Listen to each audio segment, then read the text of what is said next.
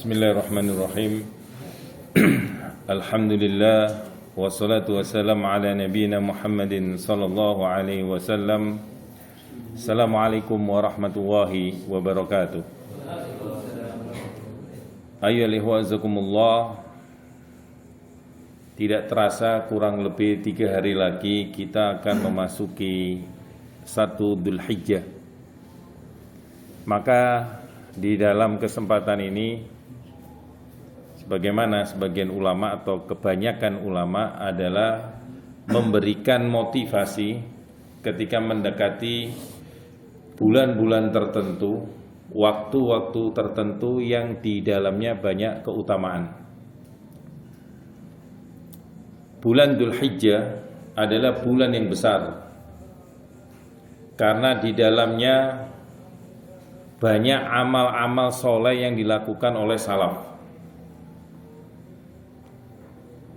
Sebagian kaum muslimin melakukan wukuf di Arafah. Sebagian kaum muslimin melakukan umrah untuk ritual kelanjutan daripada haji, atau bisa dikatakan haji yang mereka lakukan.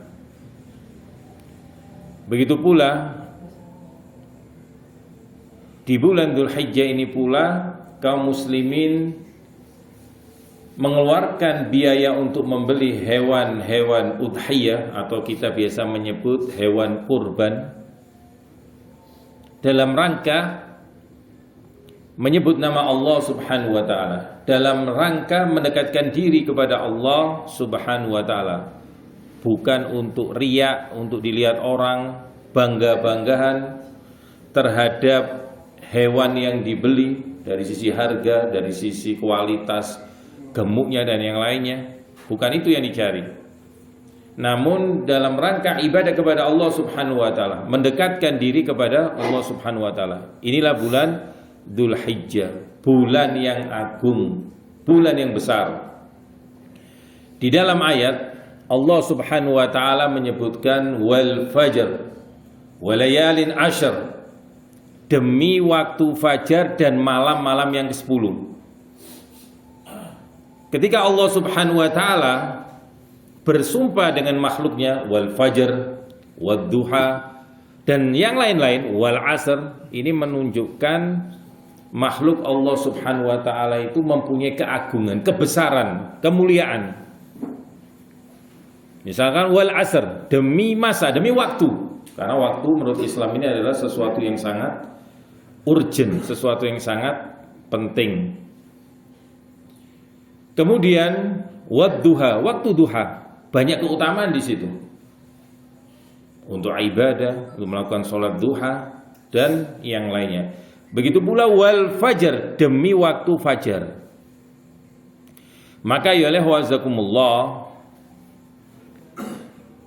di waktu fajar sendiri, ketika seseorang bangun ya sebelum subuh dan memasuki waktu fajar, waktu subuh, di sini ada amal-amal yang banyak. Di antaranya 2 sholat sunnah sebelum subuh. Begitu pula sholat berjamaah dengan imam. Apa keutamaannya? Ketika seseorang sholat berjamaah dengan imam, ini mendapatkan jaminan Allah Subhanahu wa taala di hari itu untuk orang itu. Ketika seseorang itu ditakdirkan mati di hari itu, di dalam jaminan Allah Subhanahu wa taala. Apa yang kita harapkan? Apa peluangnya? Yaitu surga Allah Subhanahu wa taala. Maka hendaknya seseorang sedih, susah ketika seseorang itu sampai tidak sholat subuh berjamaah. Sebagaimana sahabat Anas alaihissalam, sahabat Anas radhiyallahu anhu. Sahabat Anas pernah melakukan perang yang dahsyat. Ini setelah Rasulullah SAW meninggal jauh. Perang yang sangat dahsyat bersama pasukan kaum muslimin. Saking sengitnya, saking beratnya peperangan itu, dan dimenangkan oleh kaum muslimin semua bangga, semua senang, semua gembira. Kecuali sahabat Anas alaihissalam menangis beliau, radhiyallahu anhu. Ditanya, kenapa engkau menangis wahai sahabat Anas? Ketika kita berperang, Karena musuh kan terus waktu itu sangat sengit sehingga sulit untuk melakukan jedah di waktu itu untuk berhenti, untuk ibadah. Karena ada perang yang sholat yang khusus dengan keadaan perang, dan sholatnya nggak seperti ini. Ada kekhususan, ada pembahasan khusus. Gampangnya ya, sebagian itu nanti sujud, sebagian berdiri dalam rangka mengawasi musuh ketika menyerang. Namun ini nggak memungkinkan sampai matahari itu terbit, karena waktu terakhir subuh itu ketika matahari terbit. Misal ya, anggap adzan jam 4.15, kurang lebih di Indonesia ini setengah 6 terbit matahari. Dalam rangka itu, ketika itu ini adalah akhir waktu subuh, sehingga beliau melewati waktu ini. Beliau menangis karena beliau tahu keutamaan waktu atau sholat subuh ini.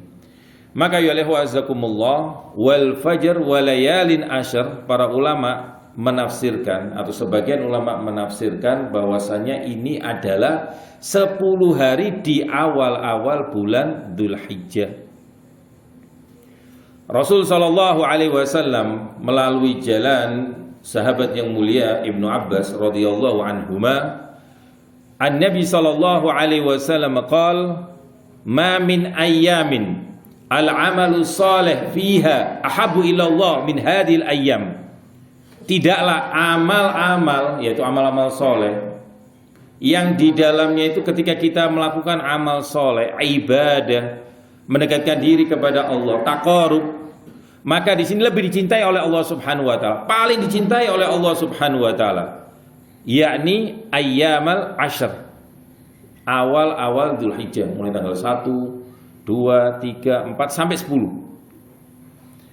Kemudian sahabat bertanya, qalu ya Rasulullah, wala jihad fi sabilillah, walaupun jihad di jalan Allah wahai Rasul.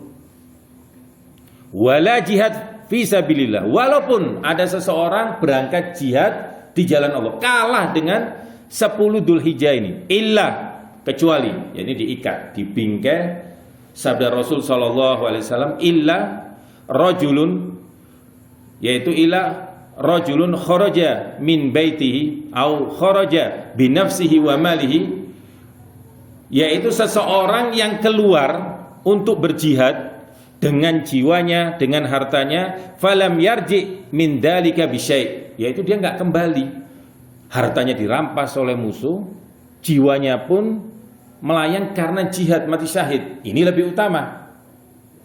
Karena syahid sendiri, walaupun seseorang itu berangkat saja, berperang saja, dan dia pulang dalam keadaan hidup, mempunyai kemuliaan, keutamaan yang sangat tinggi di sisi Allah Subhanahu wa taala. Lah, kecuali orang yang seperti ini mempunyai keutamaan dan kelebihan mengalahkan orang-orang yang beramal di awal-awal bulan Dzulhijjah ini. Maka ya wazakumullah, anggap ya, ini hari apa? Hari Ahad. Misal hari Kamis, misalkan ini Rabu ya, telah ditentukan ya, ini hari Rabu ini, misal ini Rabu misalkan, besok 1 Dzulhijjah, maka mulai malam ini sudah masuk tanggal Dzulhijjah. Biasanya kan waktu-waktu jam sekian penentuan untuk menentukan hilal 1 Dzulhijjah. Ayo wazakumullah, hadis ini diriwayatkan oleh Imam Bukhari. Kemudian amal-amal apa saja yang bisa dilakukan, atau biasanya salaf melakukan amal apa sih di bulan Dzulhijjah ini? Maka ya wazakumullah, di bulan Dzulhijjah ini diantaranya hendaknya kita memperbanyak zikir kepada Allah Subhanahu wa taala. Zikir itu umum, pengucapan subhanallah walhamdulillah wala ilaha illallah wallahu akbar. Begitu pula intinya takbir, tahlil, tahmid, tasbih, ini masuk. Begitu pula menuntut ilmu seperti ini, belajar seperti ini termasuk zikir kepada Allah Subhanahu wa taala. Begitu pula membaca Al-Qur'an, ini termasuk zikir kepada Allah Subhanahu wa taala. Zikir pagi, zikir sore yang ma'ruf, dan ada bacaan-bacaan tertentu, bacaan-bacaan perlindungan kepada Allah Subhanahu wa taala untuk diri kita. Ini termasuk zikir kepada Allah Subhanahu wa taala. Maka di sebagian riwayat disebutkan perbanyaklah pada hari-hari itu, yaitu awal-awal Dzulhijjah ini, untuk tahlil, takbir dan tahmid. Kemudian yang kedua adalah berpuasa. Kapan mulai puasa? Sebagian ulama menguatkan, walaupun ada yang melemahkan di dalam masalah ini, yaitu puasa mulai tanggal 1 sampai tanggal 9. Karena tadi hadisnya umum, yaitu hadisnya adalah umum. Ma min ayyamin al-amalu sholih fiha ahabbu ilallah. Tidaklah amal-amal di waktu-waktu 10 hari ini lebih dicintai oleh Allah Subhanahu wa taala. Ini umum, amal-amal. Puasa masuk amal apa tidak? Masuk amal. Maka di sini berpuasa mulai tanggal 1 Dzulhijjah sampai tanggal 9. Sesuai kemampuan kita, fattaqullaha mastata'tum. Apakah puasanya mungkin diambil Senin Kemis atau semua di waktu itu, atau terutama yaitu di hari Arafah, ketika kaum muslimin wukuf di Arafah karena mereka haji dan mereka nggak boleh puasa. Kita yang di sini melakukan apa? Puasa. Dan Arafah ini sering ya khilaf karena tempat dan ini. Kapan patokannya? Apakah patokannya ketika mereka wukuf atau penanggalan di sebuah negeri? Nah di sini memang khilaf, dan ini sering ketika ini kaum muslimin terutama di Indonesia ada misal ya, wukufnya hari ini tadi ini anggap ini tanggal 9 di hari Ahad nih, 9 Dzulhijjah di sana di Saudi mereka wukuf, sedangkan pemerintah kita menentukan ini tanggal 8, besok baru tanggal 9. Sebagian ulama menentukan perihal ini adalah dengan wukufnya orang-orang berhaji, dan sebagian ulama yang lain yang dimaksud bukan itu, namun penanggalan yang telah ditetapkan oleh pemerintah, dilihat dari sisi 9 Dzulhijjahnya. Dan ini kalau bahas agak panjang dan mungkin bisa antum cek ya kekhususan permasalahan ini, dan ini nanti sering dan ini bergulir tiap tahun. Maka di sini tafadhalu, mana ilmu yang antum fahami, antum yakini, antum amalkan. Karena memang di sini dua-duanya ada, yaitu yang madhab tertentu atau ulama tertentu berpegang di antara dua itu. Kemudian ya wazakumullah, khusus di dalam permasalahan ini yaitu puasa di bulan Arafah. Salah satu ibadah selanjutnya adalah di awal-awal bulan Dzulhijjah, dan ini pun umum, namun terutama di bulan Dzulhijjah, ada kalanya ibadah itu sifatnya perintah, ada kalanya sifatnya itu mustahab atau sunnah atau anjuran, ada kalanya bentuk ibadah itu adalah larangan. Maka di antara larangan adalah hendaknya kaum muslimin menjauhi maksiat dan banyak bertobat kepada Allah Subhanahu wa taala di hari-hari itu. Sehingga hari-hari mempunyai keutamaan seperti itu, jangan kemudian obral maksiat. Hendaknya kita mengekang diri kita. Kemudian ayolah wazakumullah, intinya semua bentuk amal soleh itu dianjurkan di hari-hari itu. Sholat sunnah, membaca Al-Quran, begitu pula sedekah. Sedekah di siang awal-awal bulan Dzulhijjah mempunyai keutamaan lebih-lebih dibanding hari-hari lain, termasuk di hari Ramadan. Bahkan sebagian ulama ada yang melihat bahwasanya 10 Dzulhijjah itu lebih utama daripada Ramadan di siangnya, sedangkan di Ramadan lebih utama ketika di waktu malam-malamnya. Ada yang membahas seperti itu, keutamaan ya. Ini bab afdoliyah. Ayolah wazakumullah. Kemudian adalah di hari-hari itu hendaknya kaum muslimin yang mampu ya, yang mempunyai kemampuan finansial mempersiapkan hewan kurban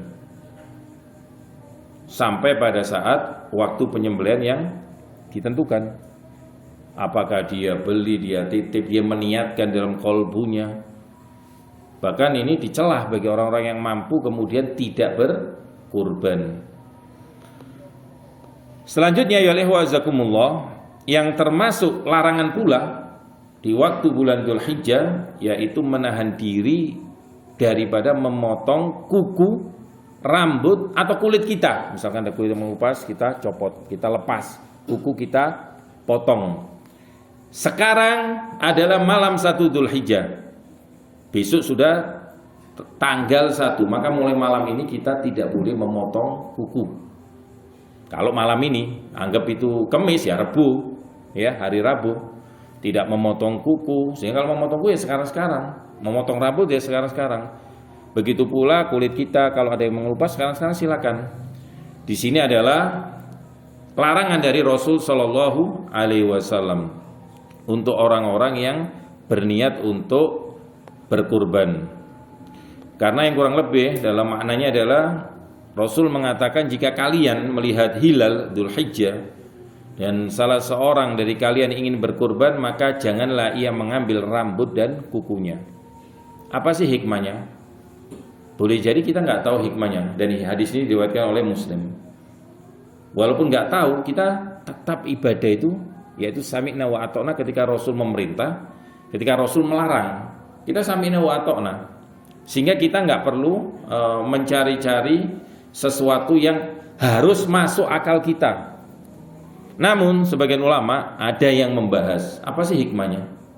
Sebagian ulama mengatakan hikmahnya adalah tubuh kita seadanya tadi, kuku kita yang tumbuh, rambut kita yang ada, kulit kita yang menempel di tubuh kita adalah kelak menjadi saksi yaumil kiamat terhadap amal soleh dengan sesembelihan yang kita berikan kepada Allah Subhanahu wa taala dalam rangka ibadah kepada Allah, dalam rangka berzikir kepada Allah Subhanahu wa taala. Ayyuhallazina, inilah amal-amal di waktu awal-awal bulan Dzulhijjah. Kemudian amal-amal yang lain yang perlu kita ketahui berhubungan dengan takbir. Di bulan Dzulhijjah ada namanya takbir yang dinamakan takbir mutlak dan takbir muqayyad. Dikatakan takbir mutlak itu karena dia tidak terikat dengan sholat, bebas. Ketika kita di kantor, ketika kita di rumah, ketika kita di mobil, naik sepeda motor, ya, bahkan di pasar. Disebutkan di sebuah riwayat Ibnu Umar dan Abu Hurairah, beliau melakukan takbir di sebagian pasar di Madinah dan diikuti oleh kaum muslimin, sampai disebutkan bahwasanya Madinah menggema dengan takbir. Jadi mulai tanggal 1 Dzulhijjah. Makanya ini sunnah yang banyak orang nggak paham. Mereka berpikiran bahwasanya ketika takbir kalau Syawal itu malam Id saja, kemudian ketika di bulan Dzulhijjah yaitu ketika pada tanggal 9 Dzulhijjah di waktu subuh, di waktu sholat berjamaah mulainya ya, sampai hari tasyrik akhir. Ternyata ada 2 takbir, yaitu takbir mutlak umum, tidak terikat dengan sholat. Ketika kita jalan, ketika kita olahraga, kita bertakbir dan disuarakan terutama bagi laki-laki. Adapun perempuan cukup dengan suara yang lirih. Yaitu disebutkan takbir yang dibaca takbir mutlak secara bebas kapan saja, di mana saja, baik setelah sholat maupun tidak. Namun kecuali tempat-tempat yang di situ sebagian ulama melarang, seperti kamar mandi, toilet ya, yang kita maksud tempat-tempat najis. Sebagian ulama menyebut larangan-larangan seperti itu. Dimulai pada tanggal 1 Dzulhijjah saat masuk fajar. Sehingga ini malamnya malam 1 Dzulhijjah ya, bukan malam 10 Dzulhijjah lebaran, bukan, 1 Dzulhijjah. Sehingga lebarannya masih tanggal 10 hari lagi. Di waktu fajar, saat masuk waktu fajar bebas ya, tidak terikat dengan sholat. Kemudian kapan berakhirnya? Ada dua pendapat. Sebagian berpendapat takbir mutlak ini berhenti terakhir ketika masuk waktu sholat Idul Adha, yaitu pada tanggal 10 Dzulhijjah. Sebagian mengatakan berlanjut sampai hari-hari tasyrik, yaitu hari tasyrik yang terakhir atau 13 Dzulhijjah. Gampangnya ya, misal 1 Dzulhijjah itu sama dengan 1 Juni misalkan. Maka kalau menurut pendapat yang pertama 10 Juni itu berhentinya sama dengan 10 Dzulhijjah. Karena kita membahasnya Hijriah. Karena orang yang tidak terbiasa membahas tanggalan Hijriah kadang bingung. Kemudian berhentinya menurut pendapat kedua, hari tasyrik kan 3 hari. Pendapat yang ma'ruf di kalangan kita, walaupun ada yang mengatakan hanya 2 hari. Maka tanggal 13 hari tasyrik itu setelah tanggal 10, 11, 12, 13, hari ketiga di waktu sholat asar. Maka itu adalah hari terakhir untuk melakukan takbir mutlak. Namun khusus takbir mutlak ini tidak terikat dengan waktu sholatnya. Beda dengan takbir muqayyad yang terikat dengan waktu sholat berjamaah. Adapun takbir muqayyad, dia terikat dengan waktu sholat berjamaah. Dia dimulai setelah sholat subuh pada tanggal 9 Dzulhijjah, ketika orang hari Arafah, ketika orang berpuasa Arafah itu tadi, dan berakhir setelah sholat asar pada tanggal 13 Dzulhijjah atau hari tasyrik yang terakhir. Inilah beberapa amal soleh ya, yang perlu kita motivasi untuk diri-diri kita, keluarga kita, dan teman-teman kita. Kita informasikan di dalam permasalahan ini. Kemudian ayyuhal wazakumullah, ibadah yang besar pada tanggal 10 bagi orang-orang yang tidak berhaji adalah walikulli ummatin ja'alna mansakan liyadhkuru smallahi ala ma razaqahum mim bahimatil an'am. Dan setiap umat, tidak khusus umat Nabi Muhammad SAW, kami jadikan syariat sesembelihan ini dalam rangka apa? Liyadhkuru smallah, untuk berzikir kepada Allah, menyebut nama besar Allah Subhanahu wa taala. Kan kita mengucapkan bismillah, Allahu akbar.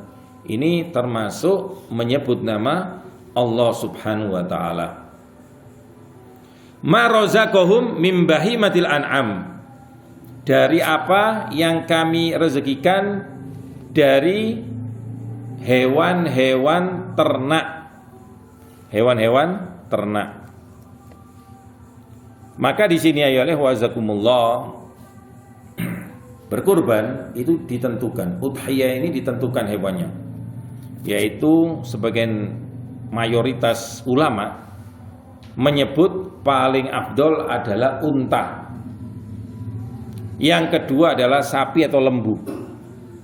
Kalau ditanya apakah kerbau boleh? Kerbau boleh, karena dia masuk dalam kategori lembu atau sapi. Kemudian kambing kacang, kemudian domba. 4 ini ya. Dengan ketentuan-ketentuan yang ada.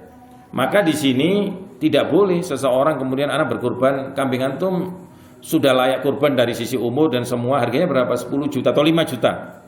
Anak kurban kudana harganya 1 M. Wa hatta 1 M ini enggak masuk kurban. Antum masuk sedekah biasa. Bukan karena harganya. Loh, ini kuda Australia ini, oli ini, wa hatta oli, enggak masuk. Maka ya wazakumullah, hewan-hewannya telah ditentukan oleh Allah Subhanahu wa taala. Kemudian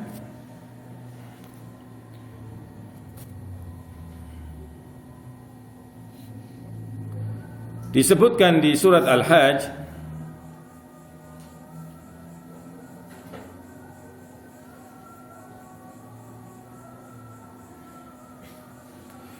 liyashhadu manafi'u lahum wa yadhkuru ismallahi fi ayyamin ma'lumat ala ma razaqahum min bahimatil an'am. Sama,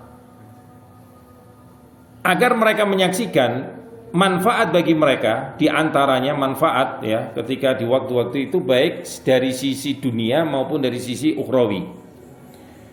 Dari sisi dunia ada manfaatnya ketika orang ada transaksi jual beli kambing, sehingga di sini dalam rangka mencari apa? Mencari untung dan tidak tercela. Karena wa ahallallahul bai'a, jual beli dalam syariat ini adalah boleh. Boleh ya. Dan ini bermanfaat bagi orang-orang untuk melakukan ibadah, terutama yang dibahas di sini ya. Yang dibahas di sini adalah bahwasannya berhubungan dengan haji sebenarnya ini. Ketika orang-orang berkunjung ke Baitullah, Ka'bah, sebagai dorongan agar manusia bersemangat melakukan ibadah di dalamnya, maka Allah berfirman tadi, agar mereka menyaksikan berbagai manfaat bagi mereka, yaitu agar mereka memperoleh manfaat-manfaat agama melalui ibadah-ibadah mulia dan jenis ibadah yang hanya bisa dilakukan yaitu di Baitullah, serta manfaat-manfaat duniawi seperti berdagang dan memperoleh keuntungan dunia. Apa keuntungan diantaranya? Ya umum ya. Di antara misal orang-orang melakukan haji di sana butuh namanya hadyu. Kalau di sini udhiyah, sama berkurban. Apakah dengan unta, apakah dengan sapi atau kambing? Misal dengan kambing, sehingga ada jual beli. Orang berhajinya boleh beli untuk kambing, untuk membeli kambing tersebut. Ini manfaat dunia bagi orang-orang yang menjual. Maka ya wazakumullah, As-Syaikh As-Sa'di rahimahullah ta'ala kemudian menyebutkan summa dzakara fawaida ziyadata baitillahi al-haram murahiban fihi. Maka disebutkan faedah-faedah ini loh, berkunjung ke Baitullah untuk beribadah haji. Inilah ibadah-ibadah di 10 Dzulhijjah ini, di antara haji. Yang mana agar mereka menyebut nama Allah Subhanahu wa taala di hari-hari yang telah ditentukan atas rezeki yang telah Allah Subhanahu wa taala berikan kepada mereka, yaitu berupa apa? Hewan ternak. Ini termasuk dalam manfaat agama dan dunia. Yang dimaksud adalah agar mereka menyebut nama Allah Subhanahu wa taala ketika menyembelih hewan kurban sebagai bentuk syukur kepada Allah Subhanahu wa taala atas rezeki yang berupa hewan-hewan ternak tersebut. Kemudian ayolah wazakumullah, di dalam ayat ini pula disebutkan fakulu minha wa ad'imul ba'isal fakir, yaitu maka makanlah sebagian darinya dan berilah makan kepada orang-orang yang sangat fakir, yaitu orang-orang yang sangat membutuhkan, orang-orang yang sangat miskin. Maka inilah ya wazakumullah faedah daripada 10 awal-awal 10 Dzulhijjah. Begitu pula di tanggal 10-nya kita adanya sholat Id, ya, adanya khutbah Id. Ini ibadah, yang mendengarkan ibadah, yang sebagai khatibnya juga beribadah. Begitu pula menyembelih. Dan ringkas di dalam sesembelihan hewan kurban, maka yang paling afdol adalah pada tanggal 10 Dzulhijjah. Yang paling afdol nyembelih pada tanggal 10 Dzulhijjah. Dan bisa dilakukan pula pada tanggal 11 sampai 13 di hari-hari tasyrik. Dan mulai tanggal 10 Dzulhijjah bagi kita yang di sini, kita dilarang berpuasa. Tanggal 11-nya, tanggal 12, 13, karena ini adalah hari-hari makan, hari-hari minum, hari-hari dzikir kepada Allah Subhanahu wa taala. Dan kambingnya bagi orang yang menyembelih, antum beli kambing 5 juta. Di sini disyariatkan, kita dibimbing, antum mengambil pula untuk diri antum, keluarga antum. Walaupun sebagian menyebutkan sepertiga, namun sebagai ulama boleh walaupun nggak sepertiga, separuh boleh. Ya, separuh boleh. Kita ambil sepertiga misalkan, yang lain kita bagi-bagikan ke fakir miskin. Boleh nggak kepada orang kaya? Boleh. Ya, walaupun orang kaya. Boleh nggak kepada orang kafir? Boleh. Tidak hanya kepada kaum muslimin. Tidak dikhususkan kepada kaum muslimin. Faedahnya apa? Ini termasuk persuasif pendekatan kepada mereka agar mereka itu tertarik dengan Islam. Inilah salah satu bentuk dakwah, dakwah yang rahmah, dakwah yang kasih sayang. Maka di sini orang kafir ini kan harus diperangi. Orang kafir itu bermacam-macam jenisnya. Ada orang kafir yang namanya orang kafir harbi, yang mengusir kaum muslimin dari rumah-rumah mereka, yang membunuh kaum muslimin. Maka ini orang-orang menyerang kaum muslimin. Ini orang-orang yang boleh diperangi. Adapun orang-orang kafir yang di bawah naungan negeri pemerintah, yang pemerintah itu muslim, yang mana mereka membayar jizyah, yang mana mereka itu tetangga kita, nggak boleh didolimi. Dia mempunyai hak, yaitu hak bertetangga walaupun dia kafir. Maka salah satu bentuk kasih sayang Islam di sini tidak diharamkan daging sesembelihan kita itu diberikan kepada mereka. Ayyuhallazina inilah ya singkat cerita atau singkat pembahasan di dalam awal-awal bulan Dzulhijjah yang dilakukan oleh salaf yang dibimbing oleh bimbingan syariat. Semoga yang sedikit ini bisa berfaedah bagi kita semua. Semoga kita semua bisa mengamalkan, bersemangat, beribadah, beramal soleh, terutama di awal-awal Dzulhijjah ini.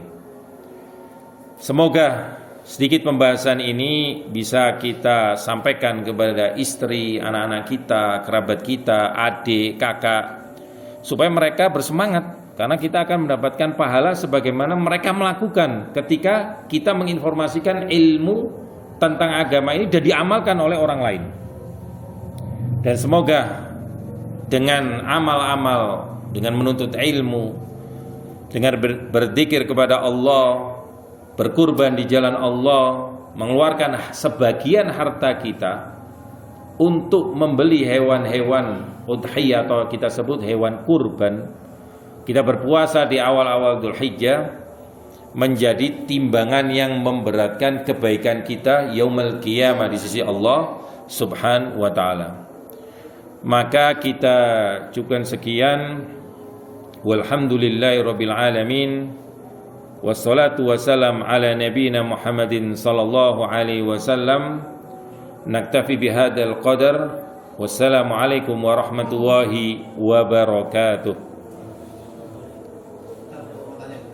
Ya silakan. Tentang hewan kurban itu. Iya. Kita kan hewan kurban kan yang dianjurkan untuk dikurbankan itu adalah dagingnya aja ya. Apa? Daging. Iya.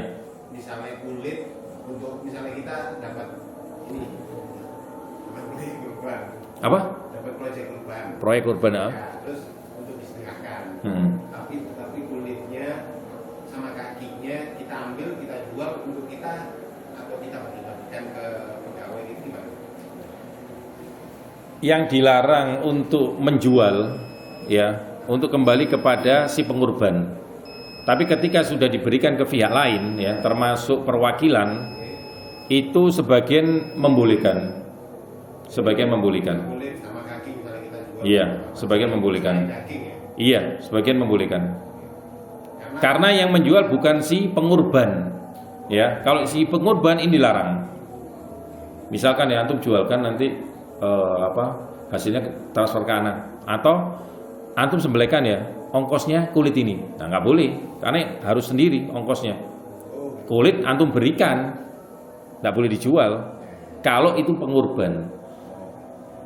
Namun kalau perwakilan yang sudah diberikan ke pihak lain, bisa ke pondok dan yang lainnya, ya sebenarnya yang lebih aman sebenarnya itu ya adalah diberikan kepada pihak lain. Silakan orang lain menjual. Atau kalau pengurban mempunyai akad, ana kurbankan ke pondok antum 10, kulitnya untuk pondok, ya maksudnya dikasihkan sekalian untuk pondok. Lah pondok berhak untuk menjual itu, karena ini sudah pemberian. Sudah beda, dia nggak melakukan penjualan transaksi untuk si pengorban dirinya sendiri, ini pihak lain, ini yang lebih aman. Makanya ahsan ketika orang yang mendapatkan anggap proyek atau apa itu tadi dijelaskan di depan akadnya seperti apa dalam maksudnya supaya jelas, misalkan ini diberikan sehingga sudah diberikan ini, atau misalkan nanti bagikan kulitnya khusus kepada fakir miskin ya silakan, misal si pengorban menyatakan itu.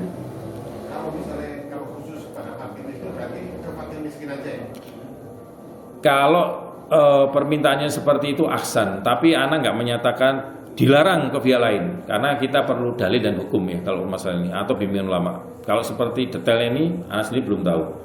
Tapi maksud ana ketika amanatnya berikan ke fakir miskin ya kita berikan sebagaimana amanatnya, karena aman lah, posisi aman. Kalau misalnya kita bagikan sisa yang satu sebagian ini kita bagikan ke fuqara, bagian yang lainnya kita bagikan ke tetangga, ke kerabat. Loh makanya ketika yang pemberi itu menyatakan itu ya kita mengambil ucapan pengamanat tadi itu lebih selamat, sehingga kita nggak keluar dari apa bingkai yang disampaikan si pengurban. Nah, wallahu alam bisawab ya.